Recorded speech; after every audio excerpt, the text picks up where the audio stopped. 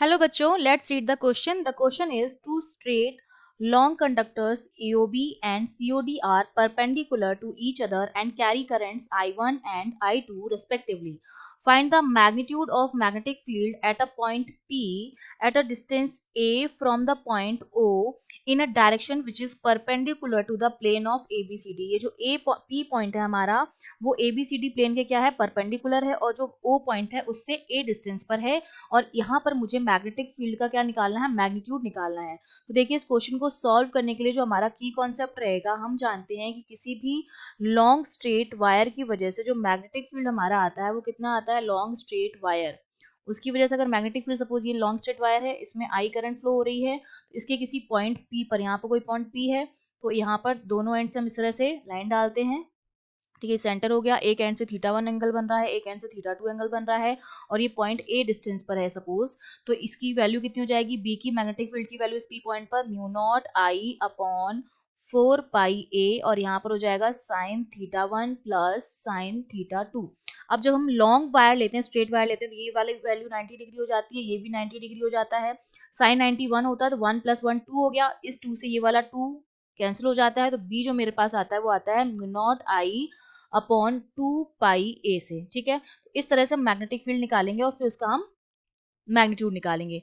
तो देखिए सबसे पहले कंडीशन हमें क्या दे रखी है, दो लॉन्ग वायर हैं और दोनों एक दूसरे के परपेंडिकुलर हैं. तो डायग्राम कुछ ऐसा बनेगा, ये ए ओ बी हो गया और एक सी ओ डी हो गया, मतलब ओ जो है वो इनका क्या है, इंटरसेक्शन पॉइंट है. अब इस ओ से ये मेरी एक्स डायरेक्शन है और ये मेरी वाई डायरेक्शन है. ठीक है, और A B C D plane के क्या है, परपेंडिकुलर है. तो अगर ये एक्स में है, ये वाई में है, तो परपेंडिकुलर प्लेन इसका जेड एक्सिस होगा. तो मतलब यहाँ पर कहीं पॉइंट हमारा क्या है, पी है, जो ए डिस्टेंस से है दोनों ही वायर से. एओबी वायर से भी ए डिस्टेंस पर है, उसके परपेंडिकुलर है, वाई के परपेंडिकुलर भी होता है जेड. ठीक है, और ये जो सीओडी है जो एक्स एक्सिस में, उसके भी परपेंडिकुलर है और ए डिस्टेंस पर है. इस पॉइंट पर मुझे मैग्नेटिक फील्ड निकालना है. तो देखिए सबसे पहले तो मैं निकालूंगी वायर एओबी की वजह से. उसकी वजह से हमारे पास कितना आ जाएगा, म्यू नॉट, हमने इसमें मान लिया इसमें जो करंट फ्लो हो रही है वो I1 करंट है. ठीक है, जो कि दे रखी है I1, और इसमें जो करंट फ्लो हो रही है वो हमारी क्या है, I2 है. तो ये हो जाएगा म्यू नॉट I1 अपॉन 2 पाई ए. अब डायरेक्शन हम इसकी किससे निकालेंगे, पाम रूल से निकालेंगे, राइट हैंड पाम रूल से, हैंड पाम रूल से. ठीक है, तो इस रूल से हमें क्या करते हैं, हम अपने थंब को रखते हैं करंट की डायरेक्शन में और हमारी फिंगर्स रहती हैं उस पॉइंट की तरफ जिस पॉइंट पर मुझे मैग्नेटिक फील्ड निकालना है. तो जब मैं इस तरह से करूंगी तो मेरा पाम देखिए किस डायरेक्शन में आ रहा है, मेरा पाम आ रहा है एक्स डायरेक्शन में. तो मतलब V1 जो मेरा आएगा वो इस डायरेक्शन में आएगा. ठीक है, इसको हम B1 दे देते हैं, एओबी की वजह से जो आया है वो मेरा B1 है, इक्वल्स टू B1. और ये मेरा आ रहा है एक्स डायरेक्शन में, मतलब आई कैप में आ रहा है, तो ये मेरा हो जाएगा इन आई कैप. ठीक है, ये मेरा हो गया आई कैप डायरेक्शन में. अब हम निकालेंगे सीओडी की वजह से. तो सीओडी की वजह से मैग्नेटिक फील्ड कितना आ जाएगा, mu naught I2 upon distance तो सेम है, तो 2 पाई ए. सेम यहाँ पर भी हम डायरेक्शन निकालेंगे मैग्नेटिक फील्ड की.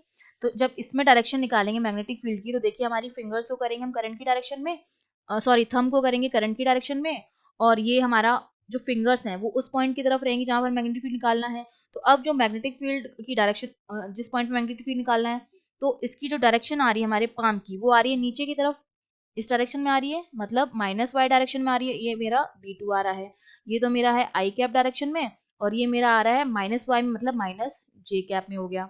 तो ये मेरा किस में आ गया है, ये मेरा B2 के बराबर है मान लिया मैंने, और ये मेरा आ रहा है माइनस जे डायरेक्शन में. तो अब यहाँ से आपको पता चल रहा है कि जो B1 और B2 हैं दोनों मेरे क्या हैं, एक दूसरे के परपेंडिकुलर आ रहे हैं. ठीक है, B1 मेरा इस डायरेक्शन में आ रहा है और B2 मेरा इस डायरेक्शन में आ रहा है, दोनों एक दूसरे के क्या है, परपेंडिकुलर है, मतलब इनके बीच में एंगल बन रहा है 90 डिग्री. तो इनका मैग्नीट्यूड हम कैसे निकालेंगे, बी नेट जो मेरे पास आ जाएगा, या मैग्नीट्यूड जो आ जाएगा वो हो जाएगा रूट ऑफ B1 का स्क्वायर प्लस B2 का स्क्वायर. अब इनकी हम वैल्यूज रख देते हैं. तो देखिए ये मेरे पास क्या आ जाएगा, म्यू नॉट आई अपॉन 2 पाई ए इसका square plus mu naught I2, यहाँ I1 है, अपॉन 2 पाई ए, और इसका भी स्क्वायर है और इस पे क्या लगा हुआ है, रूट लगा हुआ है. ठीक है, जब हम इसको सॉल्व करेंगे तो देखिए म्यू नॉट अपॉन 2 पाई ए तो आपका बाहर आ जाएगा क्योंकि कॉमन है आपका.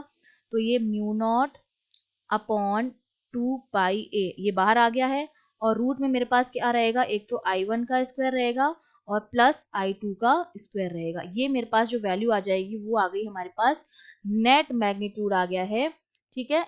और उसका मैग्नीट्यूड आ गया है जो मेरे पास कितना आया है, म्यू नॉट अपॉन 2 पाई ए, वो तो कॉमन आ गया, और ब्रैकेट में आपके पास बचेगा रूट में I1 square plus I2 square. ये हमारा आंसर हो गया। I hope you understood well. All the best.